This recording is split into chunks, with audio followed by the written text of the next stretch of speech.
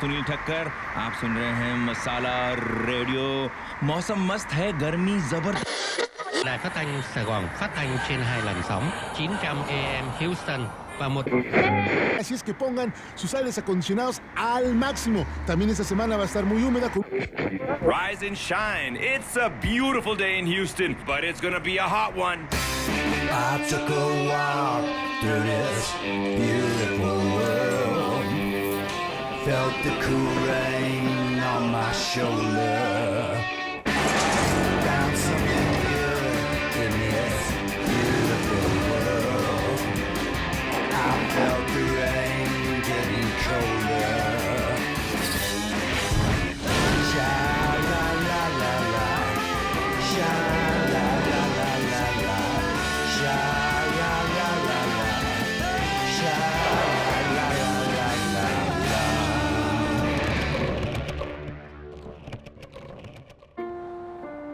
Close-minded, prejudicial, quick to make assumptions about places different than where we grew up. I'm not talking about Texas. I'm talking about, well, me.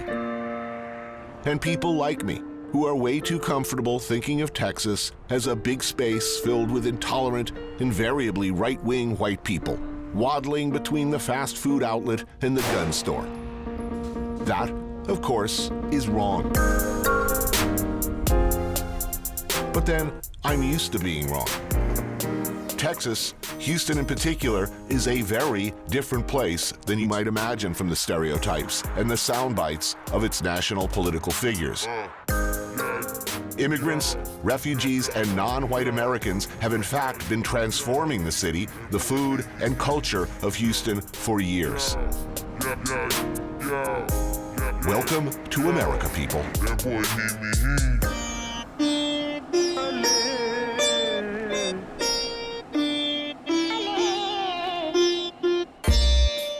Just another day at the supermarket, a sleepy strip mall on Houston's Hillcroft Avenue. Kemat Grocers, serving the community since 1994. Today, they're hosting a quiet, low-key affair.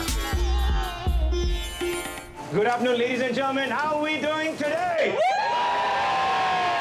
We're here in Little India in Kemat Grocers, and I think this is the best Little India in all of USA, right?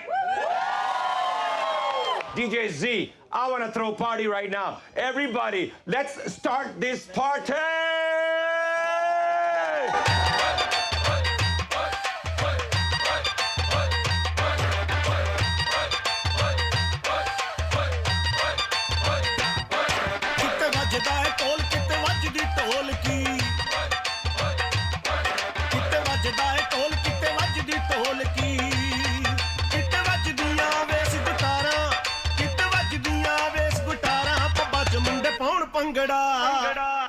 Put your hands up, everybody!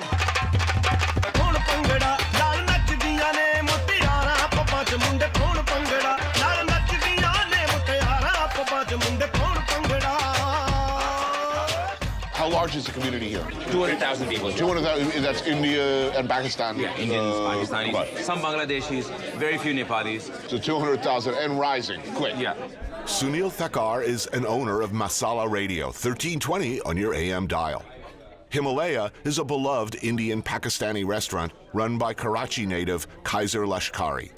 so the food here is amazing. It's like Indian and Pakistani mixed together. Right, now, how's that work? Because over there, the relation's not so friendly. Here it is, everybody, is it all peace and love? Yeah, you know, there's no boundaries here. I see so many homes, new subdivisions, and people just buying them up. And on my street, 18 homes, 12 out of them are from other countries.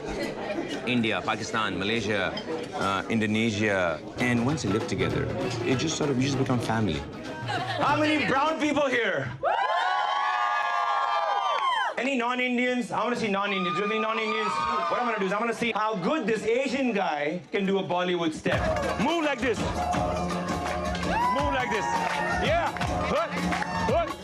Well, how old were you when you moved here? I was 17 when I came here. Oh, wow. And growing up, I wanted to be a Bollywood star. I wanted to be a movie star. But my mom didn't want to do anything with this whole movie business. Right. When I came here, and something about this country, something about the openness has gotten me kind of doing what I wanted to do. And I said, I always wanted to be an entertainer. I always wanted to be a comedian. And radio was perfect for me to bring Bollywood in people's cars. Houston's got the biggest drive time. So people listen to the radio here. I couldn't do this back home. But here, you get a chance to just be a new you. You can just be a new person. You know, they say, oh, Hindus reincarnate thousands of times. I feel like I reincarnated live when I came here.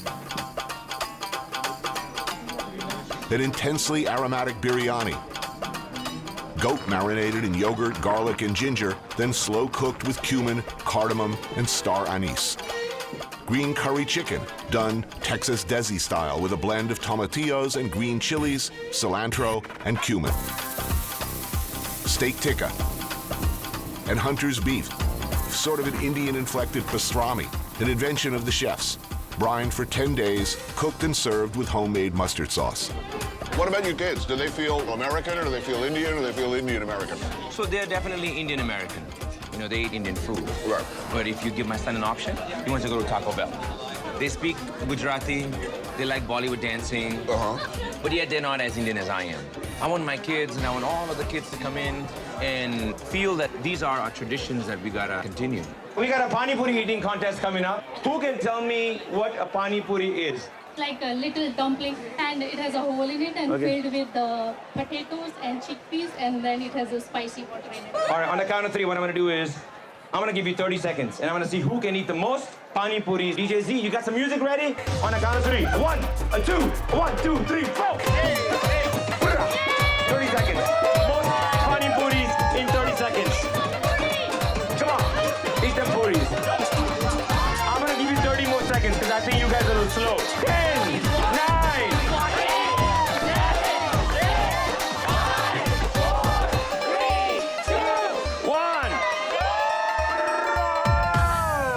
20, you got 1, 2, 3, 4, 5, 6, 7. 20 minus 7. She is the winner.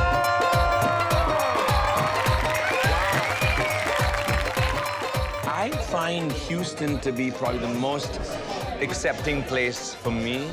Right. I love it here. I love being Indian in Houston. It's not one of those towns that you say, oh, I want to live in Houston. But once you come here, once you live here, you don't want to move out of here. You know, I always consider India as my motherland, but Houston's my home.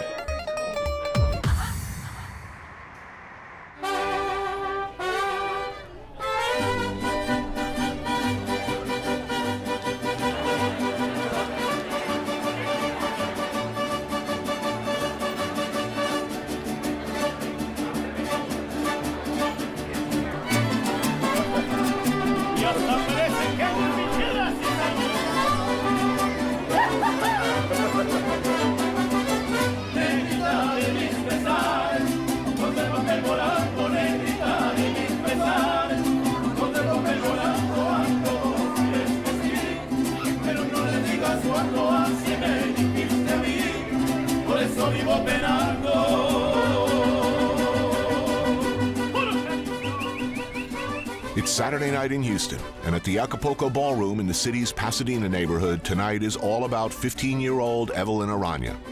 If you're Mexican or Mexican-American or anywhere in between, and you've got a daughter turning 15, you better be throwing her a quince, or a quinceañera to be precise.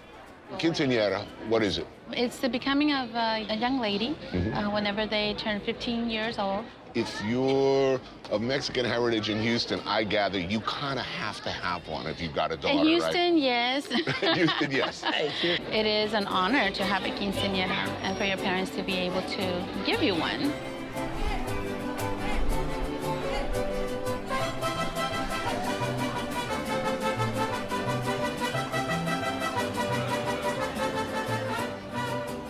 The quinceañera business is a multi-million-dollar-a-year industry around here. The competition is fierce. It is a big deal, is what I'm saying. And the style and budget can vary enormously depending on means and ambition. Friends, relatives, and neighbors gather to eat, drink, dance, and Acapulco owners Elizabeth and Ezequiel Ortuño are keeping a close eye on the action, making sure everything goes according to plan. Who gets invited to these things? I mean, there's a lot of people. I don't have this many friends. Friends and family? Friends and families, and from the school too. Right. Oh, so you got to invite all the girls' friends from school. You have kids? Yes. You have family? Any girls? 4 girls. 4 girls, so they all have these. All of them have had their quinceañeras, and a couple of them have had their sweet 16. You get a quinceañera and a sweet 16? Yes. Oh, my God. I was really happy about having a girl, but it's expensive. What do boys get? A soccer ball. Man, that's cost effective.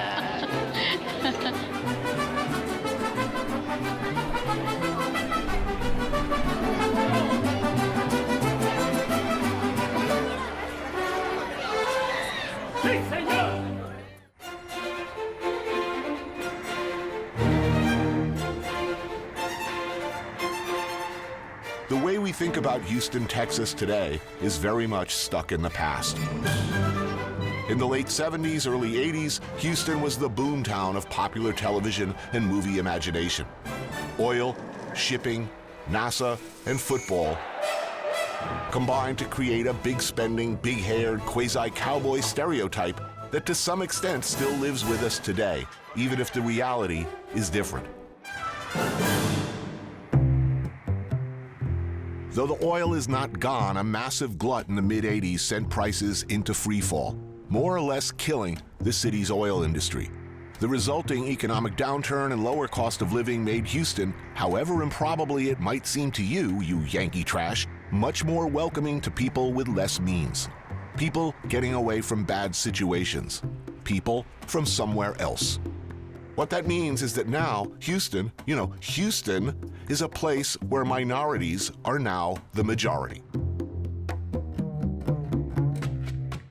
At the end of the war, Jonathan Tritt escaped Vietnam on a makeshift raft with his family. After serving in the United States Marine Corps and attaining a master's degree in education, he became the principal of this school, Lee Senior High, the most ethnically diverse school in the city. What percentage of your student body, English is not their first language? I would say about 80% of them. Do those kids get sent here specifically, or is it just reflective of the community? It's just reflective of the community, and just by 80%. chance, in the city of Houston and the surrounding suburban area. It's very well integrated. Like, Why? It's not. How did that happen? I think one of the main reasons is the strong economic base here. It's because of the availability for you to get a job and make a decent wage. It allows for immigrants, families to come over and build a nest egg to own their own home or go to a better neighborhood. It has to be a strong economic viable base for them to quickly overcome that poverty and allow them to make a life for themselves. Good morning. Good morning. All right, repeat after me. Positive affirmations. Today is a beautiful day. Today is a beautiful day. I will work hard. I will work hard. I am important. I am important. Repeat. I will succeed. I will succeed. More than 40 languages are spoken among the 1,700 students here, many of them from conflict zones where the alternatives were stark: leave quickly or die. Often their first exposure to the American educational system is here, ESL, English as a Second Language class, where teacher Gary Reed, a 30-year veteran, does his very best to get them up to speed and ready for the next steps. You see these people? What did they do? All of these people right here, they came to Houston from Salvador, Vietnam, Iraq, Syria, just like you. They came, no money, no home, and what happened? Yeah, they graduated. So don't say, oh, I can't do it, I can't. You can do it. What part of the world are most kids coming from now? Currently, it's Central America. Guatemala, El Salvador, Nicaragua, El Salvador is the major one. In many cases, if you were to send these kids back, it's a death sentence. I mean, let's call it what it is. Yes. Other classes, math, history, taught in their own language or English? No, they're taught in English. So this class is absolutely essential. Now, we were working on personal introductions. Who's brave enough to introduce themselves? Hello, my name is Romeri. Hi, my name is Mr. Reed. Nice to meet you. Nice to meet you too. Now, What are the things you do? What do you do with your eyes? Repeat, eye contact. Good, good. What about his hands? You can do that. Grab it firm, firm handshake. It's a first impression. Stand up, okay? This is side A. You present to side B. Ready? 1, 2, 3, go. Hi, my name is Marcelo. Nice to meet you. Nice to meet you. Good, good. So it's you shake, look in the eye like that, okay? That's expected. Girls, Anna, in America, you can do it. It's okay to get a nice handshake. What happens if it doesn't work, if they don't have this? What's the future looking like if they don't acquire language skills? They become a third-class citizen. What kind of work are you getting and what are your opportunities? Oh, yes. The service market in any major city is always there. Landscaping, valet, car washes. But our students are very gifted. They're talented kids. They just need opportunity to learn English and opportunity open them to learn. These kids, when they grow up, they will be part American, and they have kids, they will pick up arms and defend this country, just like I expect to do, or I expect my 3 boys to do. Not because somebody forced me, because I believe in it. I believe in the opportunity that it provides. I believe that no matter how poor you are, how uneducated you are when you first come to the United States, if you have the will to educate yourself, work hard at it, you can achieve.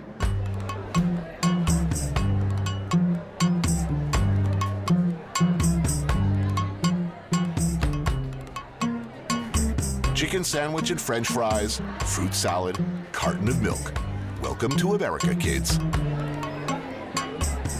No, I haven't had one of these in a long time. So what country is everybody from? I'm from Africa. They like Ghana, Cote d'Ivoire. Honduras. Iraq. Where in Iraq? Pakistan. And you've been here how long? 1 year.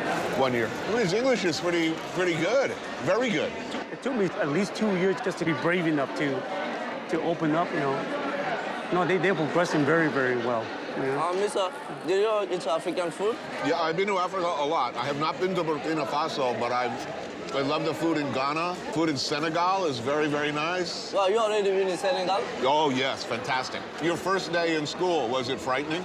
I didn't know nobody here, and nobody here from my country.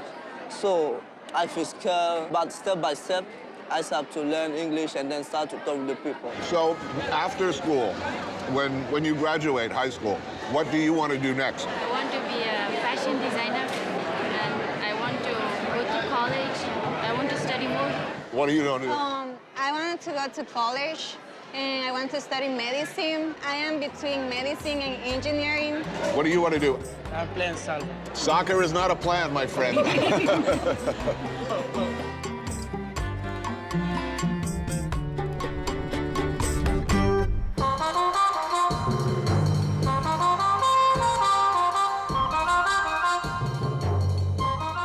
Pearland is the quintessential sprawl of suburban Americana. And more these days, this is the quintessential American family. Jonathan, his Salvadoran-born wife, Sylvia, along with his sister Kim and her husband Ron, Jonathan's mom, Nina, and Sylvia's mom, Ayala. So if you have like on Christmas or 4th of July or a big holiday, how many extended family? How many people are coming over? Oh, everyone's laughing. It's like a lot. Wow, okay. A lot. What's a lot? How many? 40, 50. Wow. 40, 50 people. I mean, I don't even see us as interracial until people point it out. Well, it's like a typical Texan family at this point. Yeah. Ayala cooks tamales de gallina from scratch. Outside, fresh pupusas are being made on a hot griddle. Jonathan's mom, Nina, makes a dish of jellyfish, shrimp, and pork, tossed with mint, carrots, red onion, and peanuts, dressed with nuoc mam, the pungent Vietnamese fish sauce. And mi cang, a rice noodle dish from central Vietnam made with pork ribs, shrimp, and chilies. Very mixed up meal here. Yeah. Awesome. Did you speak English when you arrived here? Oh, not a word. I Not a couldn't even word. say hi. So I learned it literally within a year. Yeah. Because I had to. By 5th grade, this one teacher, Miss Spikes, just made me feel like I was the smartest little thing in the whole world. She built up my confidence that I could do anything. You know, we learned how to speak Spanish first before we learned how to speak English. Of course. So you came over in 78, did you say? Late 77. I was 10 years old. We literally left on I wouldn't call it a boat. It's more like a raft. There was a hole in the boat. We sat in water the entire time, just sit in soaking water. They let us come in as refugees in the United States. No, we live in a government housing projects. Me, my sister, and my brother all were placed in the same category for ESL. We were probably one of the first wave of boat people resettlement to Houston. Well, what was the urgency to take such a tremendous risk? Our parents felt we need to take a chance on freedom and opportunity than to live under communist rule.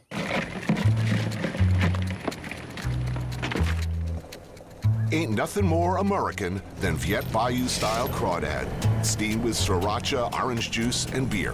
And gotta have corn, of course, and potatoes, and sausage, and beer. Did I mention beer?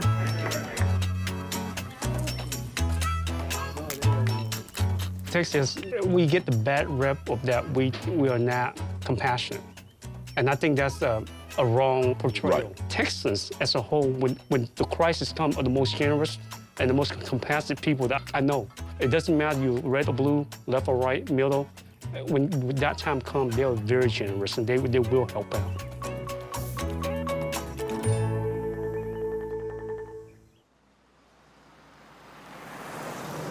It's hot in Houston, so things move a little slower around here. Maybe that explains this. I wake up in the morning, still high from last night. Ain't got no time to chill, I got to get my cash right. LA may have lowriders, but Houston has slab. Its own car culture with its own accompanying sound, its own chopped and screwed hip-hop style. Got slimmer, but my pockets got fatter. Born and raised in Houston, Texas. Born and raised in Houston, Texas. Born and raised in Houston, Texas. Serve, platter. This pretty much like one of the most classic designs of a slab. It's the Cadillac. See how you got the insides custom with the stitching and all that. So, you know, this is a complete slab, you know. Full reclining is... full reclining, it's a laid-back thing. Houston musical artist Slim Thug and his friends Bone and David called some people to bring their cars over to McGregor Park in the southern part of the city. If you're gonna do it, what do you have to have? What are the rules? Candy paint, gotta have these type of rims. Okay. The elbows, swingers. Fifth wheel and grill is mainly like for slab. That's what make it a complete, you know. And the music, you know how you got the pop trunk with the custom music, you gotta have that outside.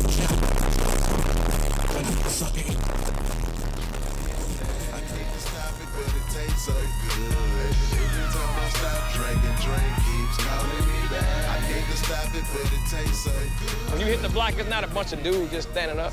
It's a bunch of everything. You know, take the old and mix it with the new, you know what I'm saying? These two pink Cadillacs are awesome.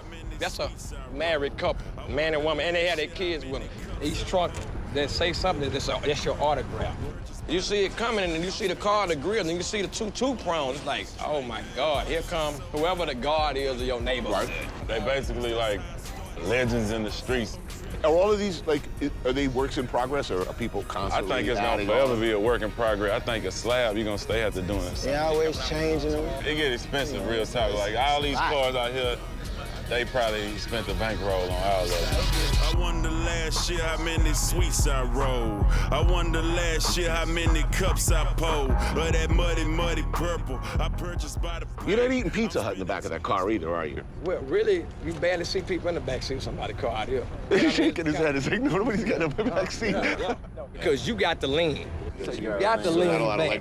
So that means whoever back here can't be long. So I'm thinking about my Lincoln now. You know, maybe I'm thinking like crocodile skin on the outside. Would that be all right? About pony. Pony? From a horse or cow's. Like Palomino kind of a thing going on? Yes, sir. That'd be fresh. That'd be evil. Pay him no mind.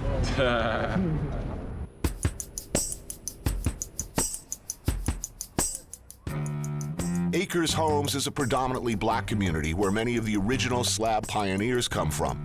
It's also where you can find the legendary family-run Burns Barbecue, a place not unfamiliar to me. I first came here 15 years ago on some long-lost travel program on a network far, far away. Founder Roy Burns has passed on to the great open pit in the sky since last I was here, but his son and his grandchildren carry on the tradition of making some of the best East Texas-style barbecue you can find around here. It's been a while.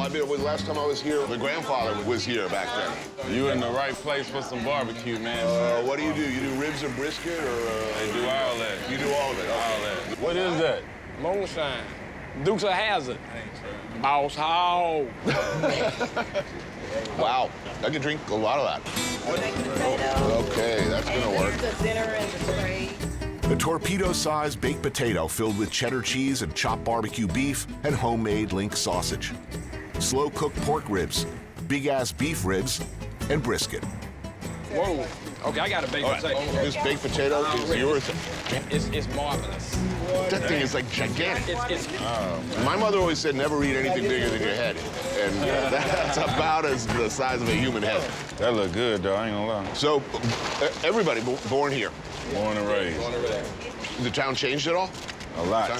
Yeah, well, wait. You know, it was like a big smile town at first. Now it's becoming like a real city. You know. Is that a good or bad? It depends on what you do. Good and bad, kind of. A lot of the stuff we was really into back in the day, these new kids or these people from out of town really ain't into.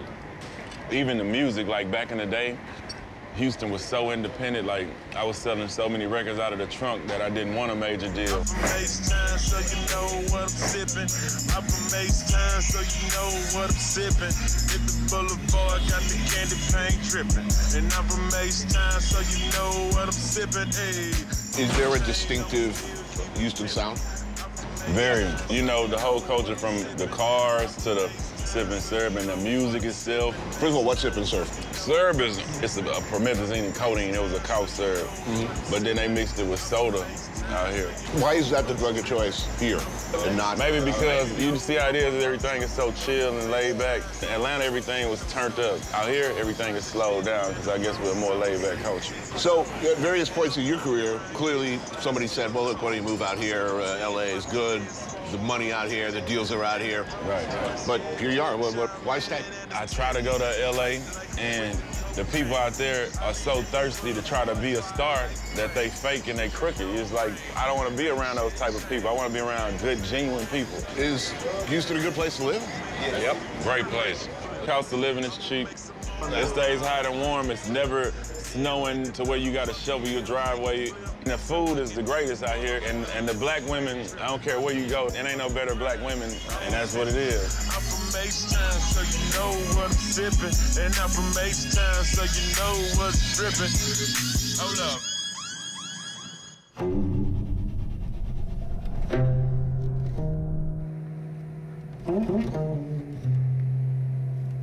Chiều nay anh dắt em qua cầu. It's a 90-minute drive south from Houston to the town of Palacios on the Matagorda Bay. And like a lot of the communities down here, the principal industry is fishing, shrimp in particular. It's also where, beginning in the 1970s, as the Vietnam War ground to its ignominious conclusion, that thousands of Vietnamese found new lives and a new home. To have remained would have meant, in most cases, arrest, imprisonment, re-education camps, or worse. So all you want is shrimp at this point? Yeah. Because I got 2 licenses to keep get shrimp and fish, but I got enough fish. Shrimp you take? Just big shrimp. Big shrimp. They're small, we don't get the shrimp. You don't want it? No, I don't want to. The shrimping has declined considerably since the 1980s, but the bay still provides a solid livelihood for people like Vinh Nguyen, who made it out of Vietnam on a tiny handmade boat. His engine died and he and his family were lost in the South China Sea for 9 days before being rescued by a cargo ship. He became a United States citizen in 1990 and raised his family here in Palacios. So what year did you come here? How long have you been doing this? I've been, I started for shrimp on 1985. And what year did you arrive in this country? I left my country in 1979. How old were you when you got here? 21 years. You were 21? Yes. So why shrimp? How did you come to this business? Because my cousin. Cousin, okay. is living here. Right. And I work on a job first. But they told me, the cousin told me that they're very good for shrimp. They're good for shrimp, make money more.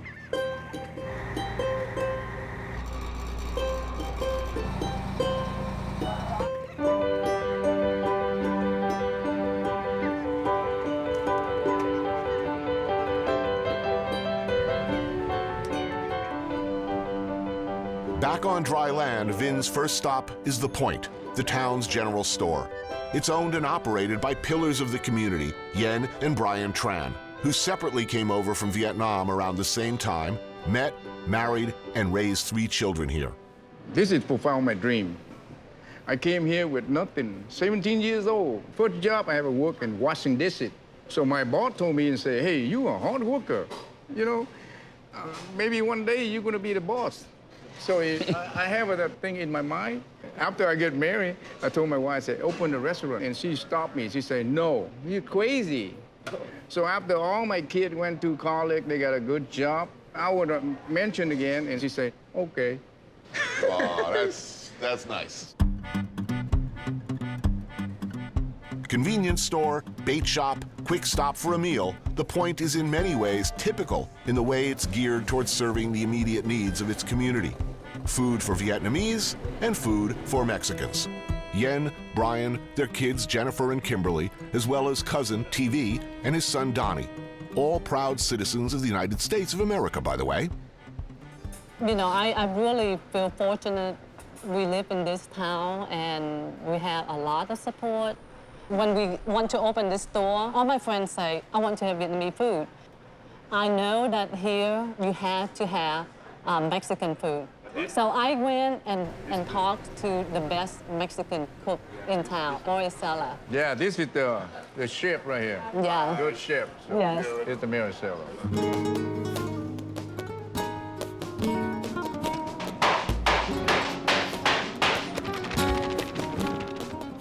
The pho here is good. Brisket, eye-round, meatball, tripe, and tendon, just like back home. Ceviche made from Vin's fresh shrimp. And of course, tacos, migas style, with eggs, jalapenos, and tomatoes. The kids who grew up in this community. These are the kids. Yeah, he's a kid right here. Yeah. What are they doing? I was born here in '76, so I'm a natural-born citizen. Working with my dad, right-hand man, you know, shrimping, building boats, just kind of seeing what they went through. I mean, I definitely appreciate life, you know. Jen here's a lawyer, my sister's an engineer, I'm in the medical field, so there's still that, you know, your parents want you to have practical jobs. Right. So you came here what year? 1975. So you came over in the first... Yeah. I got on American ship and got the hell out of there. I come over here, no shoe. I tell you the truth, I don't have even a penny in my pocket when I come over here. No. Serious. And now I have a great business. And, you know, really, Anthony, this is a great country.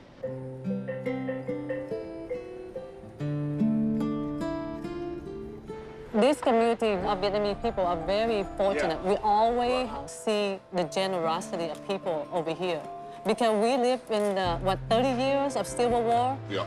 So no one trusts anyone. But when you come over here, people take you in and they trust you. And I always say the United States opened the house for the immigrant and for the refugee. I feel this is my home.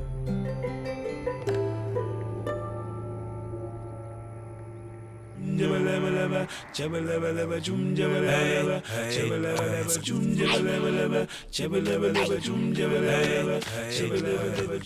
name is Gertrude. I'm from Congo Brazzaville.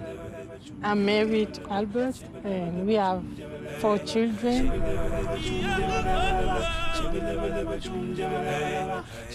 It's my dream. My dream. I need to be boss. I need to have my land.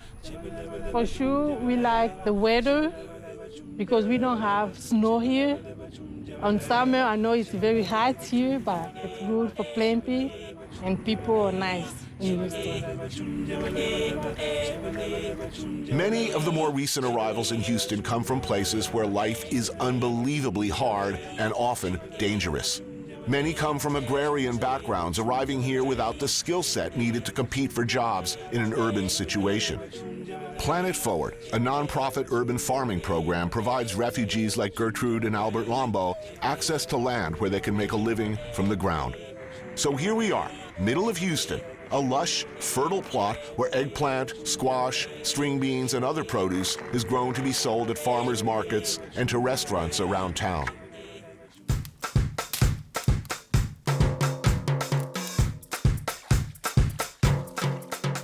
Fellow Congolese Houston transplants Guy Moulet and Constant Guala. Chefs, when not tending their crops, prepare an outdoor meal for the Lombos and a group of friends and fellow farmers. Congolese, but with a definite Cajun touch. Or is it the other way around? A slow-cooked stew of sausage, shrimp, dried mackerel, and Malabar spinach over fufu.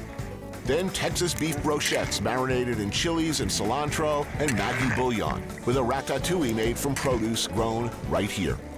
What did you all think when you heard that you were going to be resettled in Texas? In my country, when people talk about Texas, they know that is where many farmer is.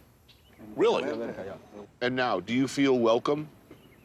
Do you feel the community is happy you're here? Wonderful. The first challenge was the language. It wasn't easy. Even now, it's not easy.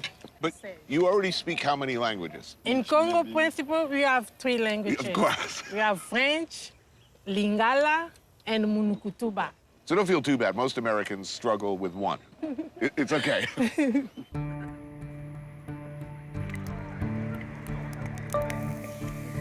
I'm a refugee from DRC. What did you do in Kinshasa? I did electrician and construction too. And here? I was machine operator. After that, I decided to be farmer. It was my dream.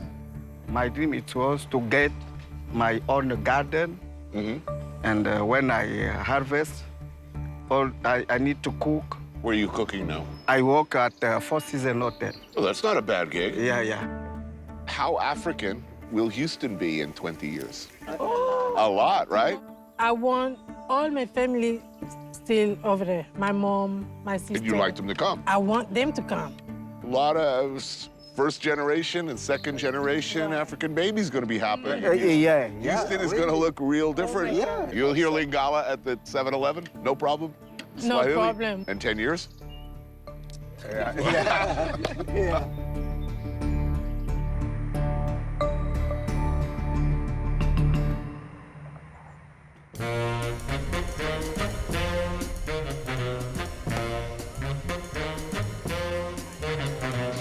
The crack of the bat, the roar of the crowd. 2 teams locked in struggle. Take me out to the ball game, man. Though the smell wafting from behind the bleachers is not hot dogs or popcorn or roasting peanuts. It's a hell of a lot better, actually. Basically, it's practically like baseball. First international game, believe it or not, was USA versus Canada. Really? Yes, in 1844.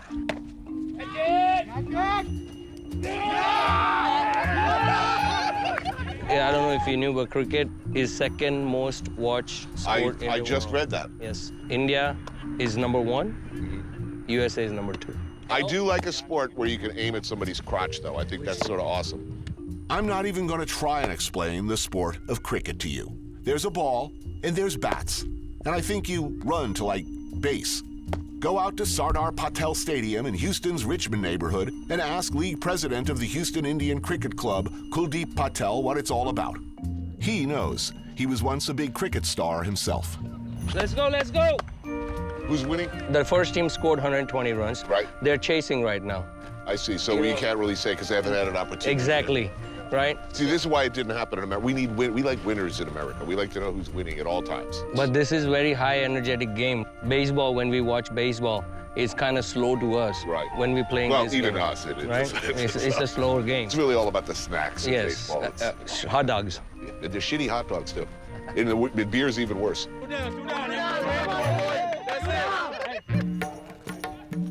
Now for a hot dog. Oh, no. Right.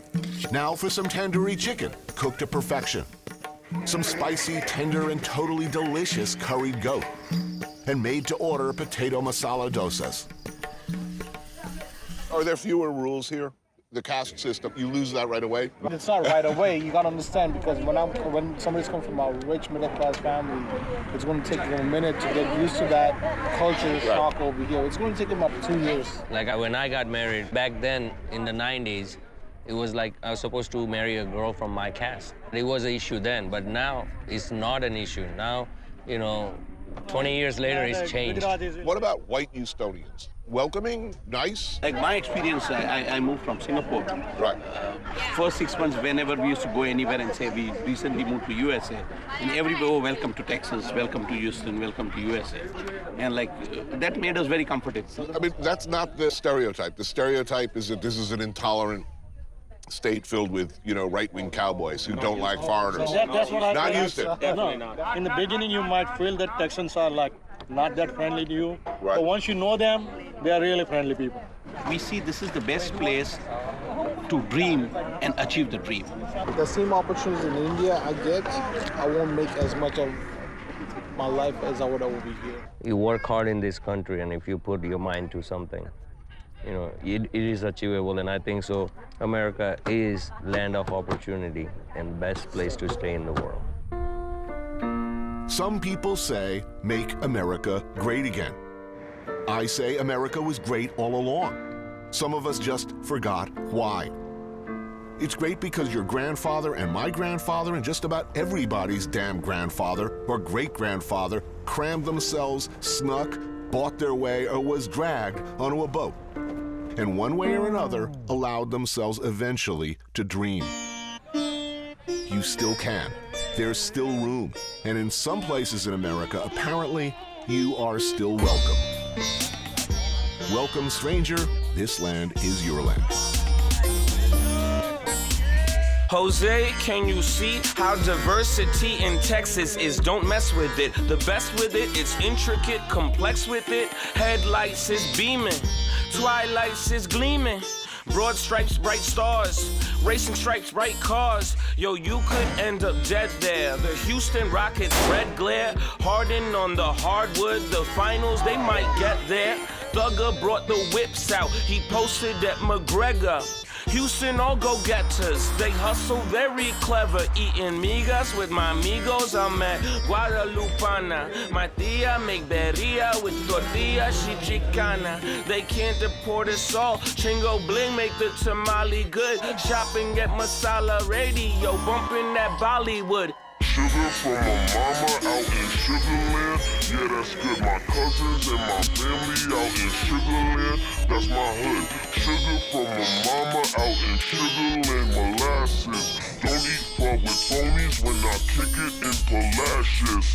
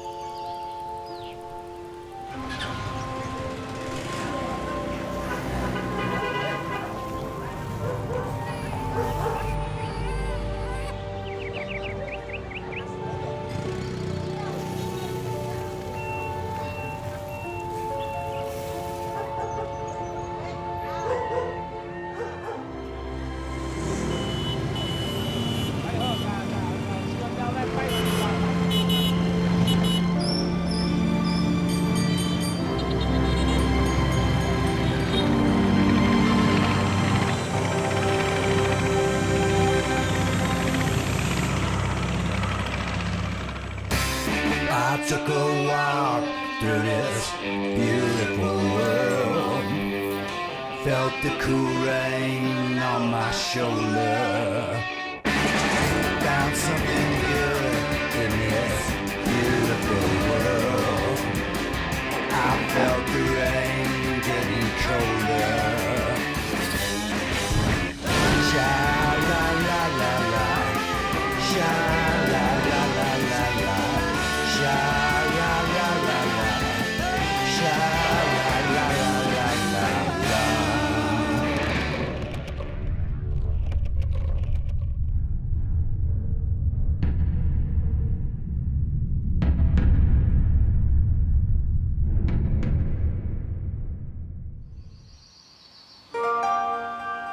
Do you smell that?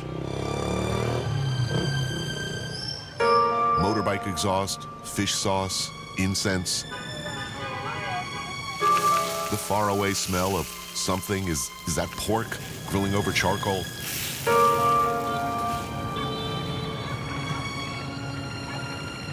Vietnam. It could be no place else.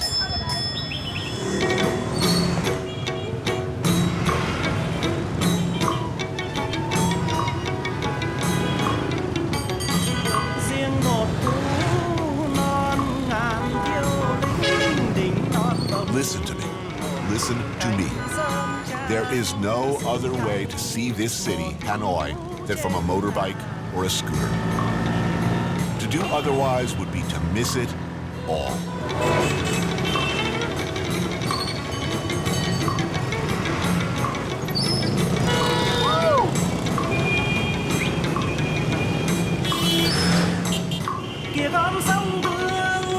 It is one of the great pleasures of my life to join the river of people rushing through the streets.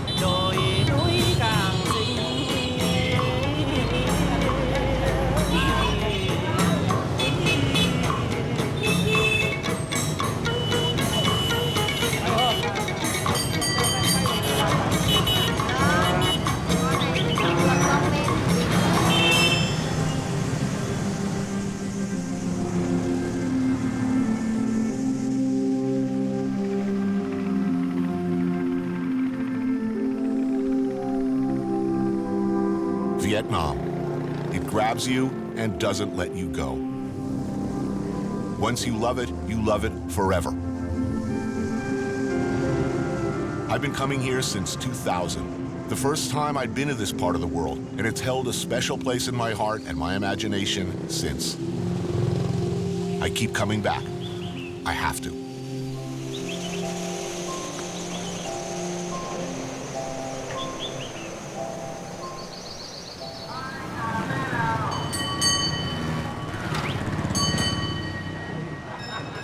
Vietnam has changed since last time I was here. It's changing every minute.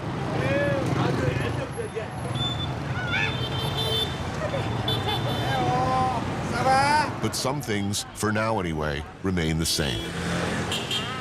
Important things, like this stuff. That's gonna be good. Bon Oc, first meal in Hanoi, and it's something they do here better than anywhere else. Okay, I'm officially in Hanoi now.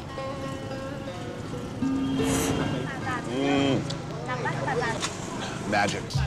A spicy, wonderful broth with tomatoes and herb and noodles and fresh snails. Plump and delicious. Look at those beauties. Come to me, plump little love muscle.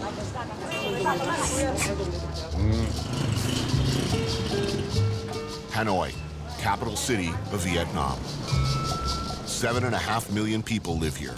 In the winter, it's chilly and damp. In the summer, hot, humid, subtropical. The boulevards and many of the buildings are French. But its heart and soul is always, always Vietnamese. Americans coming here as tourists for the first time, especially veterans of the war, are shocked by how friendly the place is. People are genuinely happy to see you. This is Hanoi's old quarter, but it's looking less and less old these days. Man, this area's changed, though. In the Irish/Czech themed pub next door. Vietnam is a young country. Almost half of Vietnamese are under the age of 30. Fewer every year even remember what they call here the American War. Those years were a defining time for just about everyone, Vietnamese or American, who lived through them. And though there are still a lot of conflicted feelings back home, for most Vietnamese these days, the war has become an abstraction, not even a memory. Vietnam is still a poor nation, but the standard of living has improved a lot with the relaxing of hardline communist economic policies. More and more foreign tourists every year. Western chains, inevitably, are everywhere. And President Obama is visiting for the first time, taking another step on the long path toward normalizing relations between the two countries. That is good. Ooh, hot. Ooh, I hit that chili hard.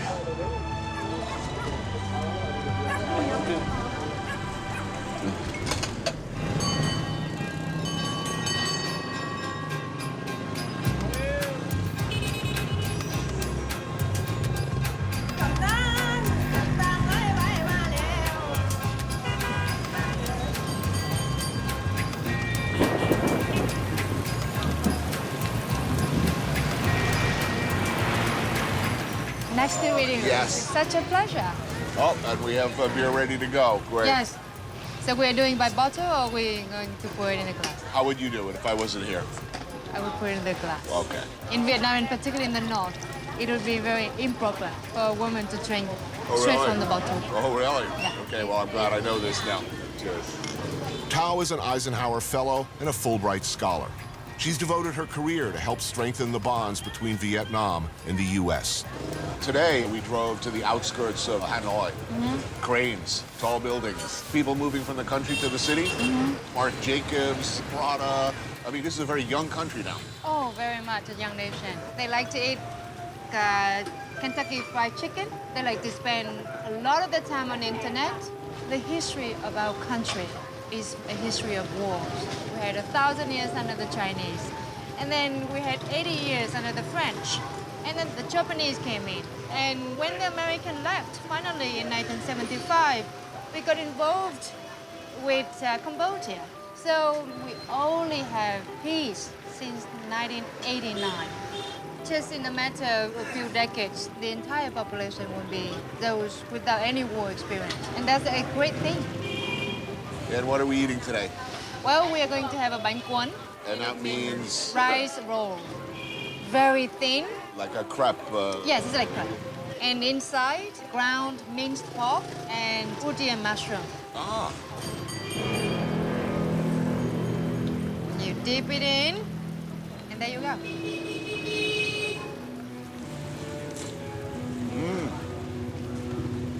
Oh, that's very good.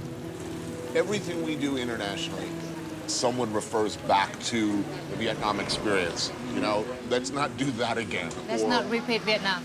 But I find it interesting that the people who had perhaps the most painful experience were among the first to reach out. I think the John McCain story is particularly interesting because here's a guy who had an atrocious experience here in prison, and yet he has been among the most vocal supporters of normalizing relations. It took several trips to Vietnam, and so he could see Vietnam in a different light. It's no longer a war. It's a country with people. Have you been out with returning veterans from? Oh, yes, all the time. They often want to go to the area that they serve. Oh, yes. They often even meet with the people they fought. Yes. B-52 pilots come to the areas they unloaded their bombs. Yes. What is that experience like? What do you see when they come? Extremely emotional. Extremely emotional.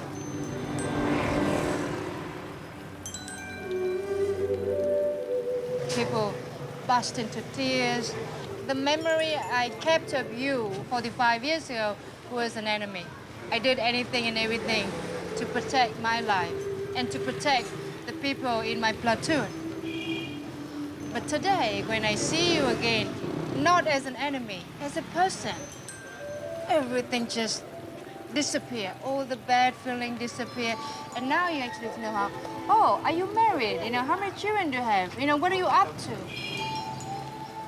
Their life turned into a new chapter. And this chapter is a good chapter.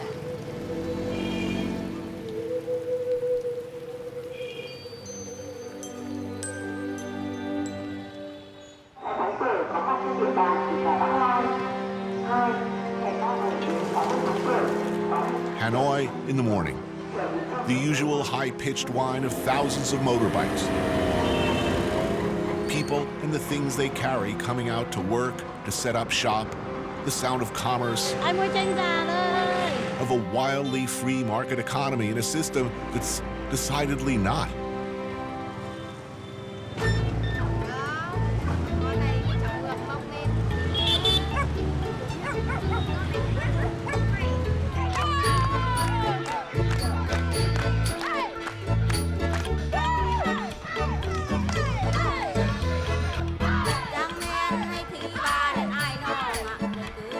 When I first came here, it was Tai Chi at dawn.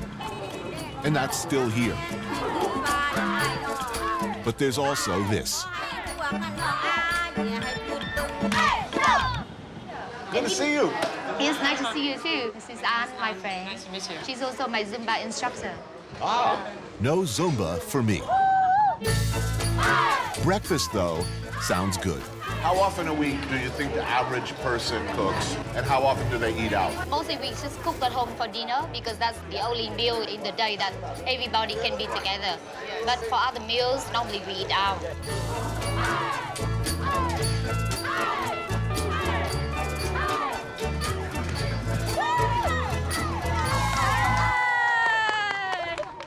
I meet my old friend Ha on the edge of the old quarter, a place known as Cussing Noodles. This is my favorite restaurant. This place? Yes. The name comes from the owner, this lady, known for the free and frank way she communicates with her customers. I usually yells at people. Yes. Đứng đấy làm gì lòng lắm. Nó gọi cái gì gọi nhanh lên, gọi lâu thế. Sao lại bún lưỡi với mọc. Nhưng mà nhà chị không có mọc. Em thích mọc em ra ngoài chợ đầy mọc. If you go to her counter and order something, and then if you indecisive, like, oh, can I have these? Oh, no, maybe I have these instead. What? She's like, I don't have lots of time for you, so just get out here. Really? Yeah. Thôi tốt nhất là đi về nhà nấu lấy ăn nhá, ở đây không nấu. Đi luôn. And what's the specialty of the house here? Bún chân giò. Chân giò means pig knuckles. Pig knuckles. We know that's going to be good. You put up with the abuse for this glorious, steaming bowl of rice noodles with spicy chilies, a rich, hearty, porky broth with pig's knuckle and snout. It's the only item on the menu, and it's good. You know taro? Yes. So this is the stem of the taro plant. And to prepare this, you have to be very careful because if you don't do it right, then you get Toxic. itchy mouth. No, not toxic. You won't die from it, but it makes your mouth really itchy. So Interesting.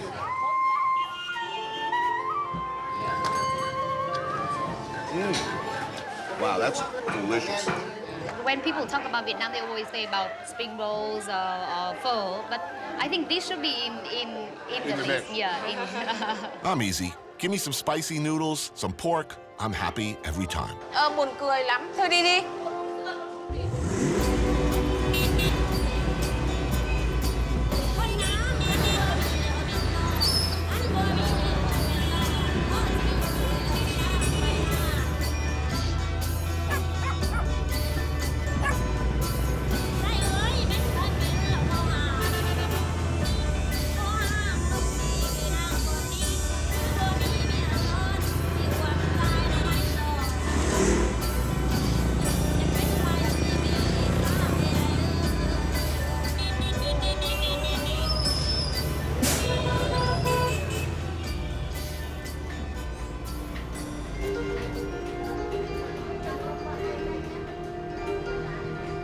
It's a maze of narrow streets and alleyways behind the old French cathedral.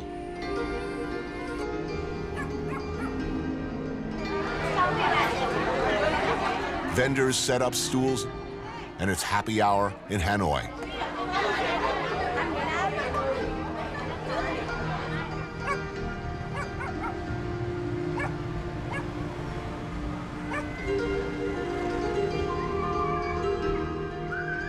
Every doorway, every window, a little slice of life.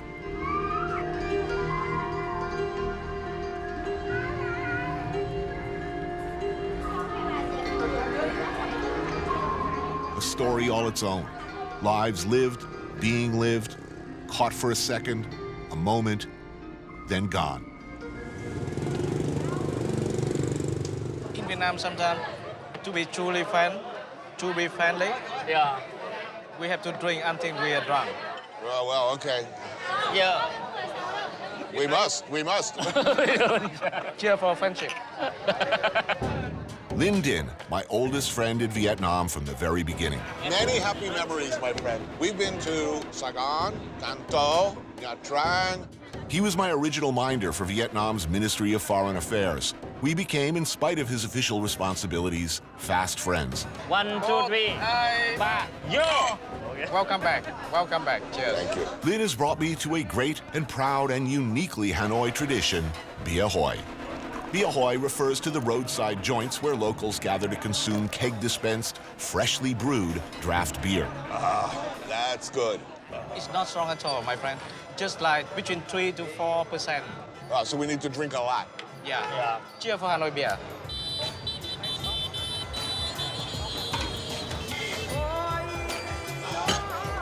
It was something luxurious 30 years ago. Right. And now it's for everyone. Yeah. It's not expensive. Right. 10,000 dong. So that's 40 cents. 45 cents. 45 cents a beer. Yeah. I'll have another. I can afford that. The country's changed so much. When I first came, bicycles and motorbikes. Now, a lot of cars. More cars. Look, money. Yeah. People are making money. Business is good. Yeah. Right? I mean, much more tourism every year, yes? Yes. People also enjoy life more.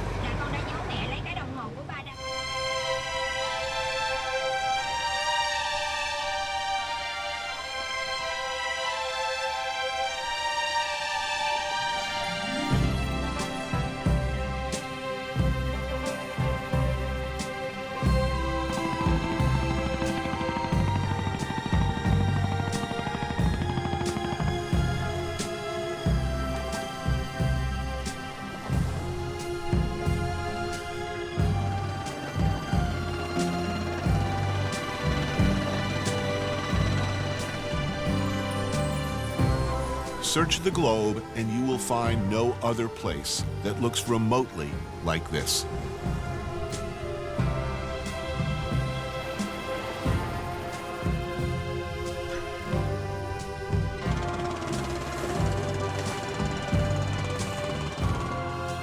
Halong means where the dragon descends into the sea. And legend says that this is where a great dragon charged, protecting Vietnam from foreign invaders. War is a constant theme in Vietnamese mythology and history. The Chinese, the French, the Japanese, the Americans, the Cambodians, again, the Chinese.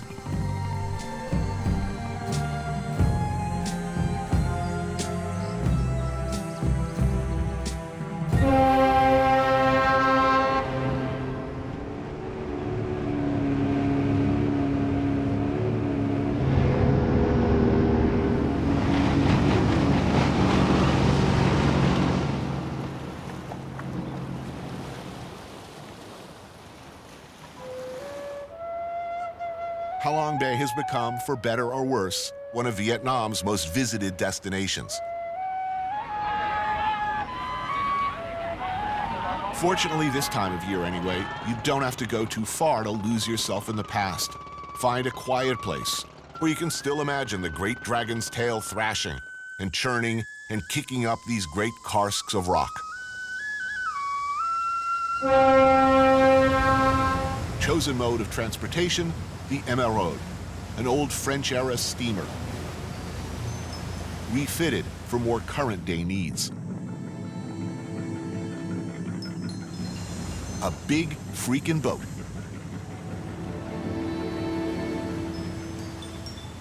And it's all mine. Along with friends and crew, of course.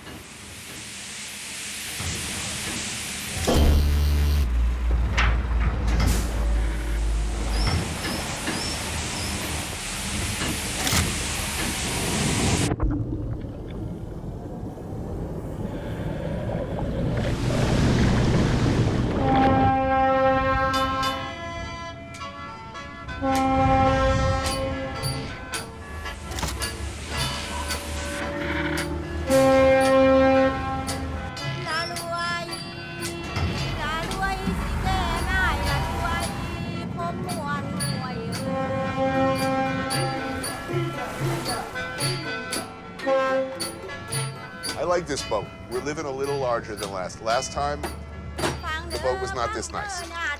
All the modern conveniences, but the charms of the past. It fits perfectly with my over-romantic delusions. And in general, it does not suck.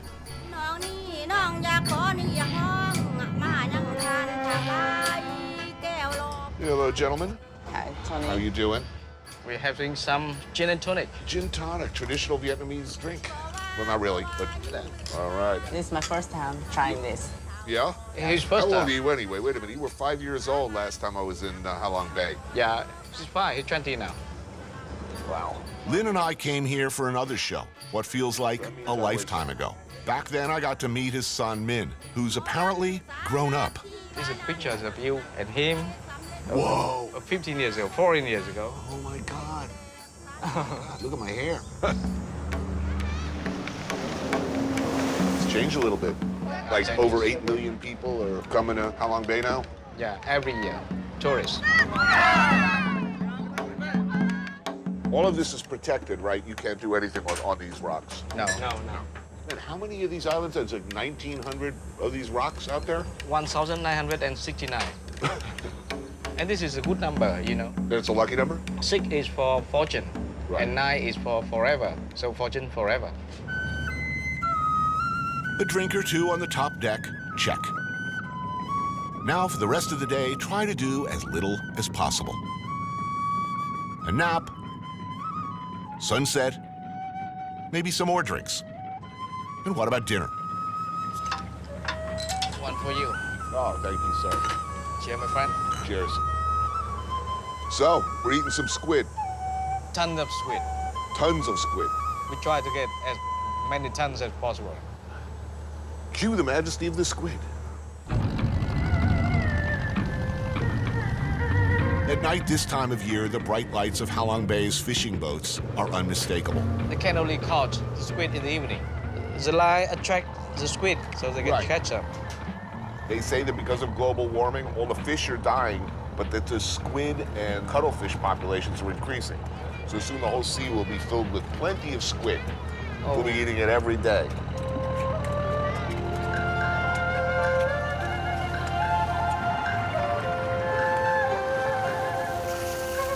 Oh, yeah. Those are cute little squid. Oh, those are going to be tender. Woo. Oh, yeah, the tentacles are the best. Catch the squid is very hard job. They work all the night. All the night. They work all the night. The line is turned on all the night. Right, and then sleep all day? Yeah. It's got to be hot out there, man. Yeah. Sleeping in the day. Cheers for the day. Cheers for the day.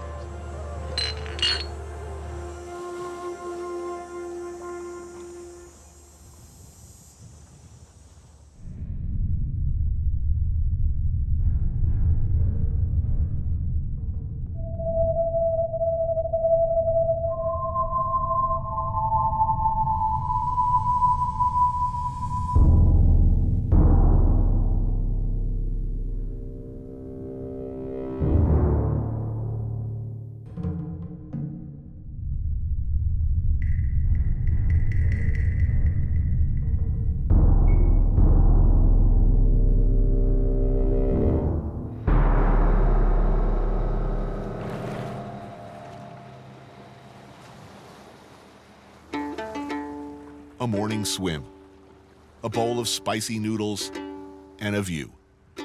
Perfect.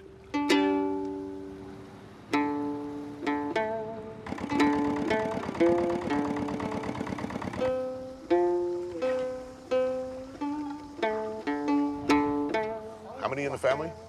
6 young couple and their 3 kids, and then the grandma's living with them. The oldest kid is a girl, and she was sent into the shore with some relatives to go to school because they have no schooling here. Right. Floating fishing villages like this used to be found in nearly every sheltered cove or corner of Halong Bay. But as Vietnam becomes a more popular tourist destination, authentic fishing villages are starting to disappear. The government has been relocating fishing families inland, hoping to minimize their ecological impact. The people that living on floating villages, they're just genuinely nice and willing to open their home to us, and They basically farm oysters. yeah. A lot of pearls for sale in Halong Bay and in Vietnam. They come from places like this. It takes over a year to grow each pearl, and there's no guarantee an oyster will even yield one.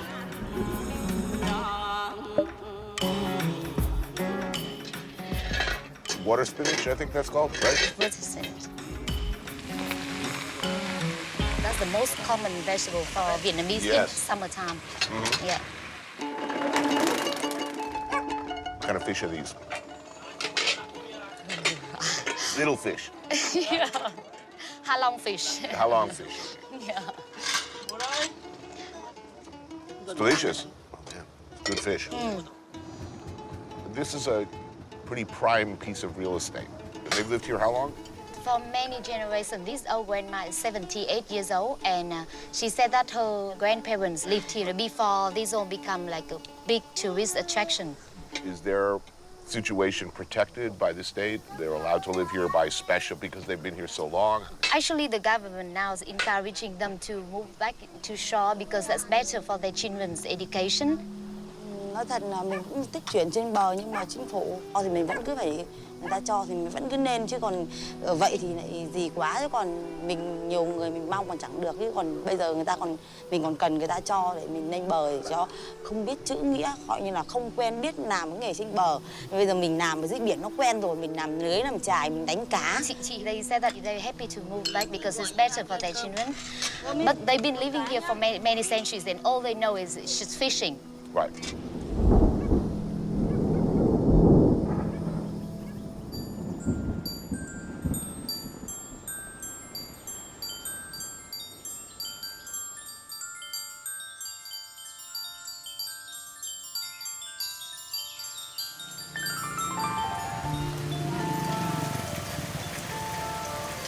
Just another day in paradise.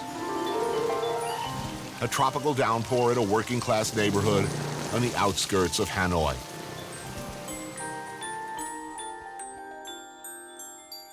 The lady selling vegetables and gum and cigarettes, taking a nap under a piece of corrugated tin, has no idea what's about to happen. Turn around for me, sir.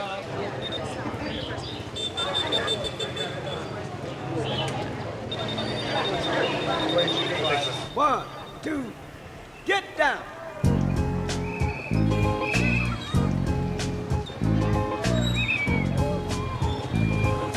Paid the cost to be the boss. Look at me. You know what to see. See a bad mother. Look at me. You know what to see. See a bad mother. Good to see you. Mr. President, how do you like in Vietnam? Love it. Markets like these I grew up with when I was a kid in Jakarta. These were basically the only markets available. You know, you would buy pretty much everything in stalls like this. Yeah, I wouldn't mind going in there and haggling and seeing what I could find. This country, when I first arrived here, it smelled like a place that I would like. Certain countries just pheromonically, they just smell good, and I know where they're going to be good. You kind of smell that? You know, there's certain spices that you can smell in certain countries that you just don't smell back home. Now, you know, there's some smells that aren't as appealing as well, but that's part of the mix. It is indeed. Yeah. Head for the turnaround. How you doing, guys? How are you? Head for the turnaround. I know me. Told you so.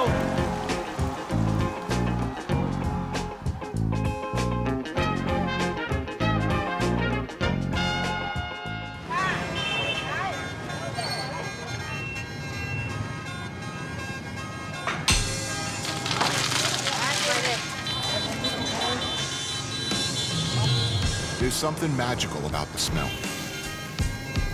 The minute you touch down here, it grabs you, and captivates you, and chances are, it holds you forever.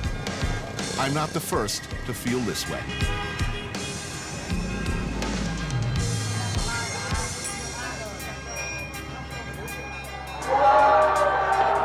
There is no better place to entertain the leader of the free world, in my opinion, than one of these classic, funky, family-run noodle shops you find all over Hanoi. Dinner and a beer cost about $6. I'm guessing the president doesn't get a lot of state dinners like this.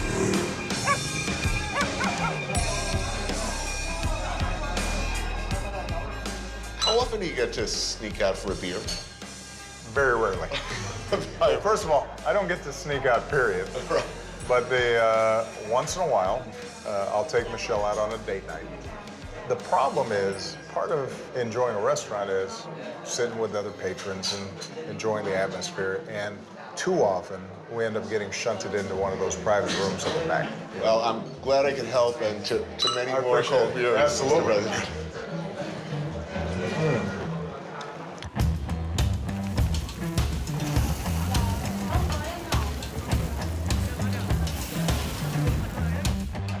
All right, you're gonna have to...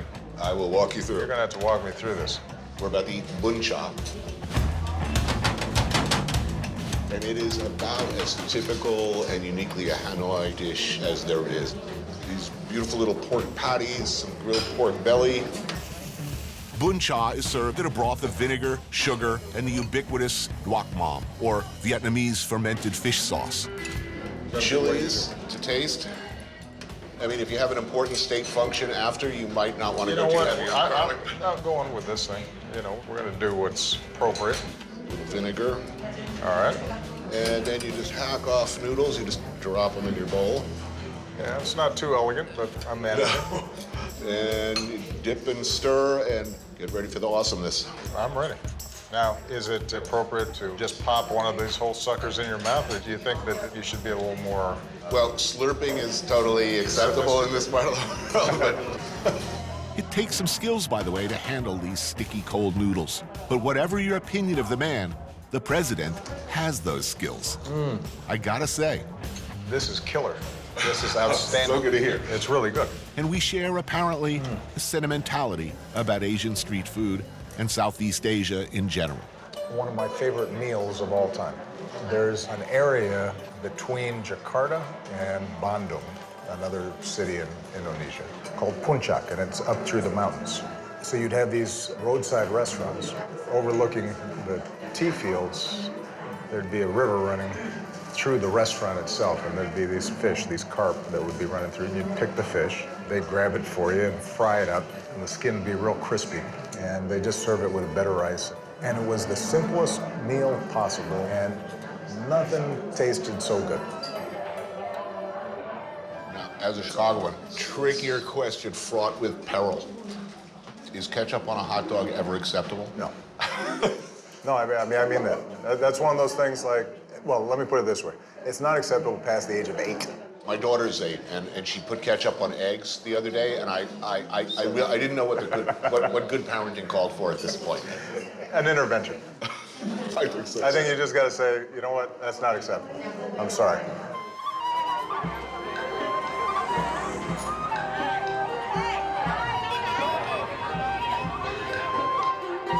We're at a point where we seem to be turning inwards.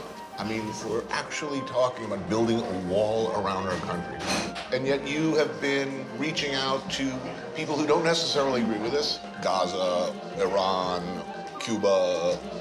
I mean, I just wish that more Americans had passports. The extent to which you can see how other people live seems useful at worst and incredibly pleasurable and interesting at best. It confirms the basic truth that people everywhere are pretty much the same.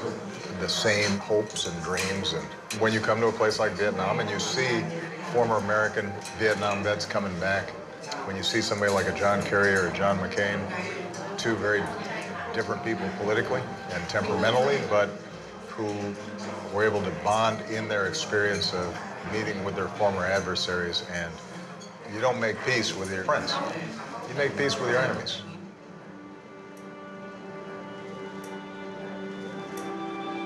As the father of a young girl, is it all going to be okay? It's all going to work out. My daughter will be able to come here in 5 years, 10 years. She'll be able to have a bowl of bun cha, and the world will be a better place. Yeah, I mean, I think progress is not a straight line. You know, there are going to be moments at any given part of the world where things are terrible. But having said all that, I think things are going to work out. Thank you so much. Cheers. Cheers.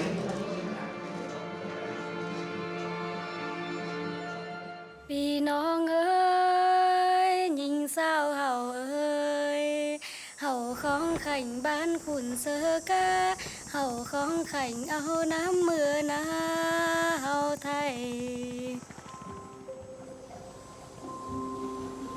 The vast majority of this country don't remember the American war. They don't remember any war. No. You used to be a tour guide. Yes. For how many years? 15 years. 15 years. I know you have to bring people over to the museum, the American War Museum, what, every time, right? Yeah. In your lifetime, is there going to be a time when that's not going to have to be a stop? It won't be necessary. It won't even be important. No one will remember. Or should people always remember? I think it's good to remember so we don't make the same mistake, you know. Some people choose to be angry, to hold grudge, but then some people choose to let go and for the peace inside themselves. That's up to the person.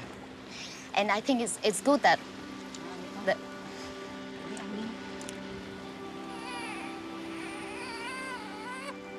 it's important that we know about history.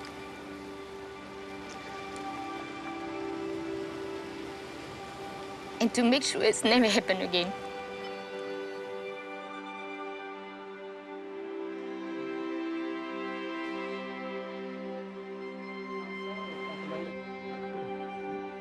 I met a lot of war veterans, and surprisingly, a lot of them don't have any anger against their old enemies.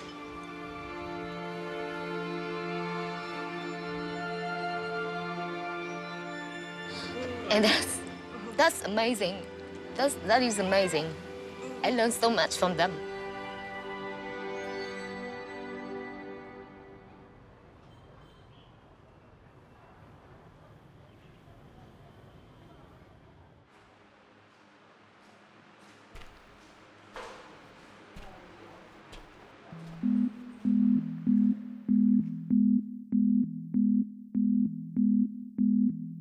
For Vietnamese, we have so many legends.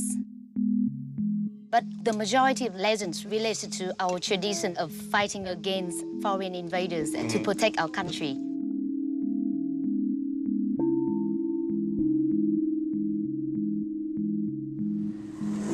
Over the last 20 years of my life, I've seen a lot of changes.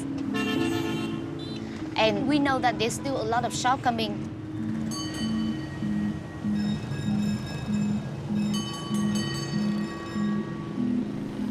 Everything needs time.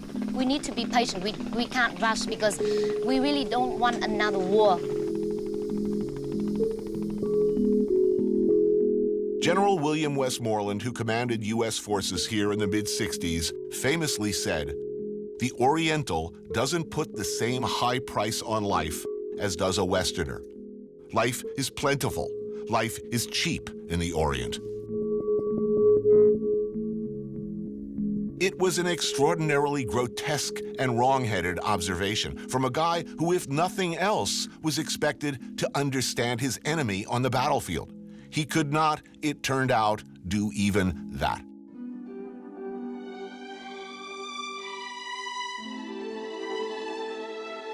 Maybe, I hope, we are a little bit smarter now.